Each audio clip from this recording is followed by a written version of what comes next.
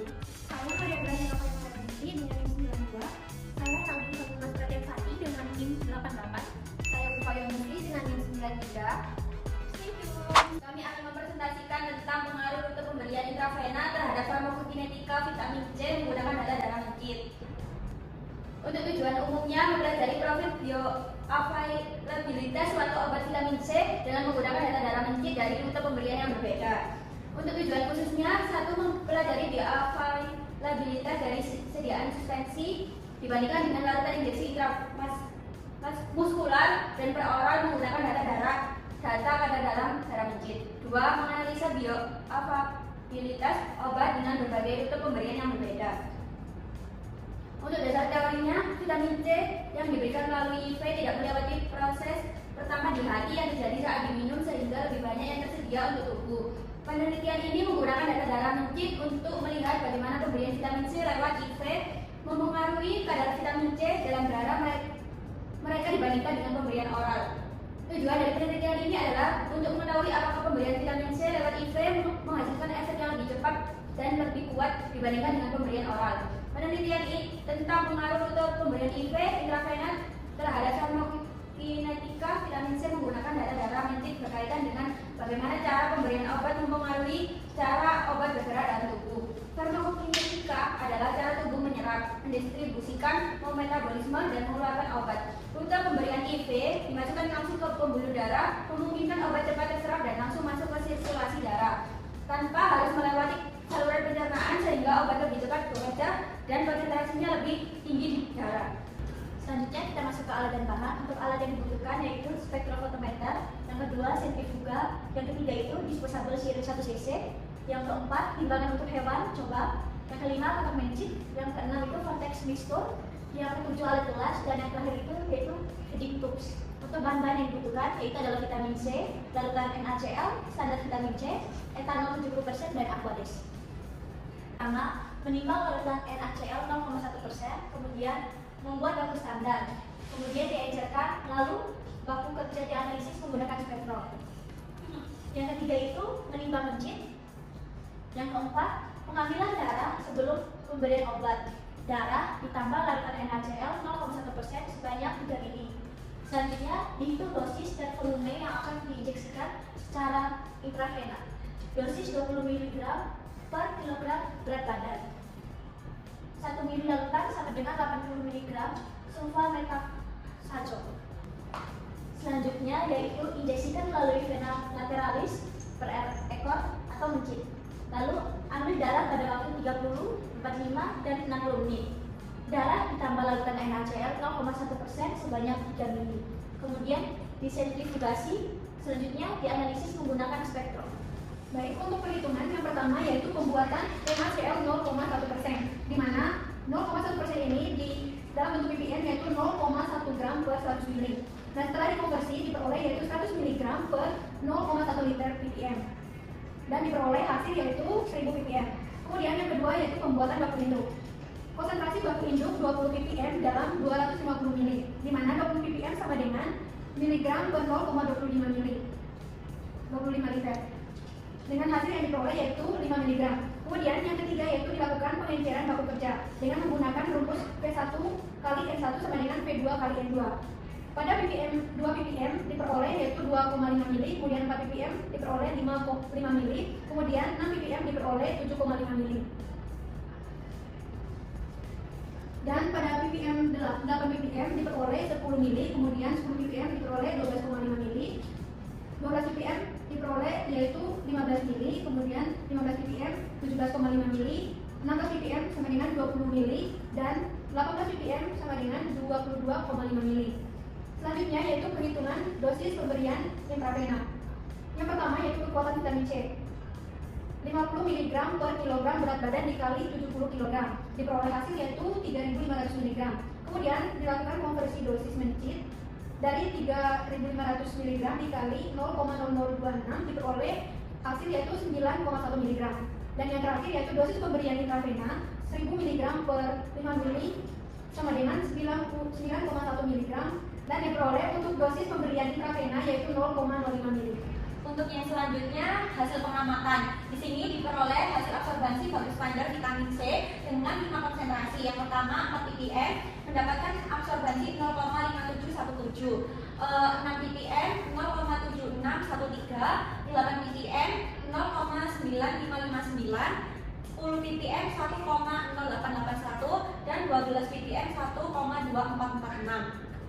Dan ini kurva baku standarnya. Untuk nilai regresinya mendapatkan Y sama dengan 0,0836X ditambah 0,2553. Untuk R2 nya 0,9945. Selanjutnya perhitungan AUC areanya mendapatkan hasil. Untuk waktunya itu 30 menit, 45 menit, dan 60 menit. Mendapatkan hasil absorbansi konsentrasi dan AUC areanya sebagai berikut. Dengan menggunakan rumus konsentrasi teoritisnya X sama dengan Y plus A per B. Untuk perhitungan AUC-nya dengan rumus AUC sama dengan X2 plus X3 per 2 dikali T3 dikurangi T2. Untuk hasil perhitungan persen recovery-nya yaitu waktunya 30, 45, dan 60 menit mendapatkan konsentrasi C aktual dan persen recovery-nya sebagai berikut. Dengan rumus perhitungan C aktual sama dengan konsentrasi dikali volume darah total per N. Untuk rumus persen recovery-nya yaitu persen recovery sama dengan C hitung per C aktual dikalikan 100%. Dikarenakan hasilnya minus, maka digunakan baku standar secara teoritis menggunakan 5 konsentrasi, yaitu 10 ppm, 20 ppm, 30 ppm, 40 ppm, dan 50 ppm, sehingga didapatkan persamaannya yaitu Y sama dengan 0,0102X plus 0,0066, kemudian didapatkan regresinya itu 0,9994. Dari persamaan tadi, kemudian dilakukan perhitungan konsentrasi, kemudian log C dan AUC area, sehingga didapatkan total AUC-nya yaitu 131,8039. Untuk mencari konsentrasi, menggunakan rumus Y plus A bagi slope. Kemudian untuk mencari AUC, rumusnya yaitu konsentrasi 2 ditambah konsentrasi 3 dibagi 2, kemudian dikali waktu 3 dikurangi waktu kedua. Berikut adalah hasil kurva sampel vitamin C, di mana kurva sampel vitamin C ini menggunakan perbandingan antara waktu dengan log C.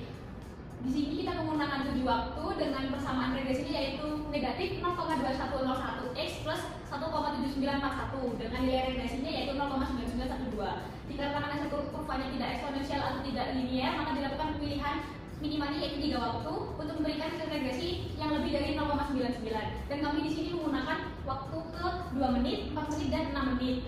Untuk dilanjutkan menghitung parameter farmakokinetika yaitu perhitungan K, T setengah, dan clearance sesuai dengan parameter tersebut. Berikut adalah hasil dari kurva sampel di mana telah dieliminasi 4 waktu dan menggunakan waktu 2 menit, 4 menit, dan 6 menit. Berikut adalah hasilnya yaitu dengan persamaan regresi negatif 0,2115 X plus 1,84 dengan persamaan regresinya yaitu 0,9996. Untuk parameter farmakokinetikanya sendiri pada perhitungan K yaitu menghasilkan 0,487, perhitungan T setengahnya yaitu 1,4227 menit, CPM0-nya 69,1831 dengan clearance-nya menghasilkan yaitu 0,007. Selanjutnya yaitu pembahasan. Farmakokinetika merupakan cabang ilmu farmakologi yang mempelajari tentang perjalanan obat mulai sejak diminum hingga dikeluarkan dari tubuh. Untuk ilmu farmakokinetika terdapat 4 perjalanan obat yang disebut dengan ATME, yaitu absorpsi, distribusi, metabolisme, dan ekspresi. Pengujian simulasi in vitro pada praktikum farmakokinetik ini bertujuan untuk menjelaskan tentang proses farmakokinetik obat di dalam tubuh setelah pemberian obat secara intravena.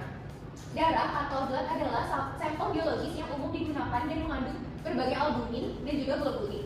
Pada umumnya bukan darah utuh atau whole blood, tetapi plasma ataupun serum yang digunakan untuk penentuan kadar obat. Sampel darah yang diperoleh dimasukkan ke dalam tabung darah atau Eppendrop yang telah diberi antikoagulan berupa NAEDTA. Antikoagulan ini berfungsi untuk mencegah terjadinya pembekuan darah dengan jalan menghambat pembentukan fibrin, serta saat darah dimasukkan ke dalam tabung darah dan darah tidak menggumpal. Sampel darah yang telah diambil kemudian ditambahkan larutan NaCl dan kemudian disentrifugasi. Sentrifugasi ini dilakukan agar menghasilkan larutan dengan 2 lapisan yang terpisah. Larutan yang digunakan adalah larutan supernatan atau larutan bening untuk dilakukan pengecekan kadar paracetamol dalam plasma. Jika sampel darah masih mengandung protein, maka dapat mengganggu pemeriksaan kadar obat yang akan dianalisis.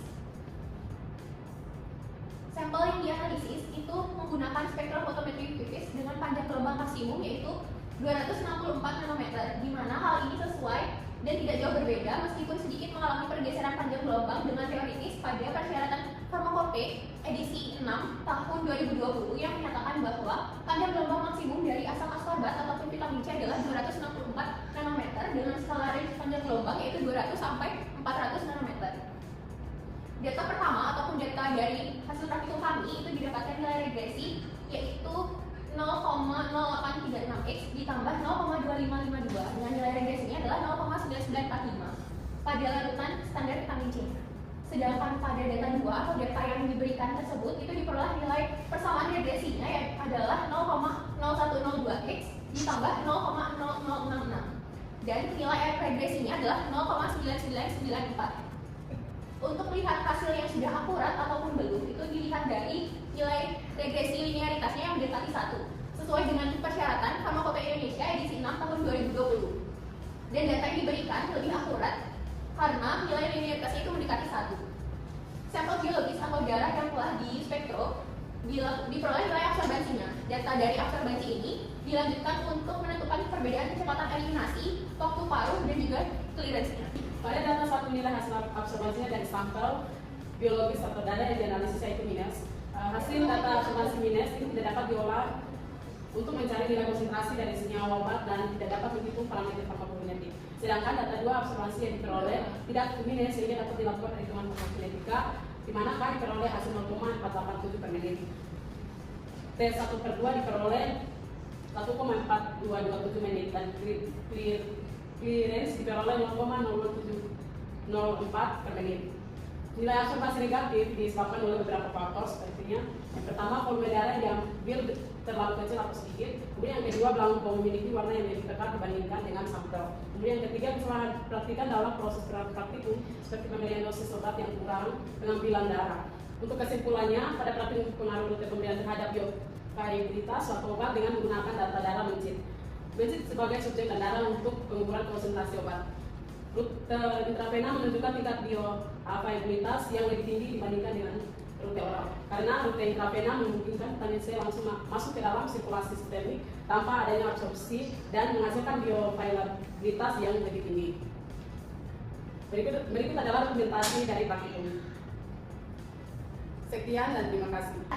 Di sini kami dari kelompok 4 ingin mengucapkan Selamat menyambut tahun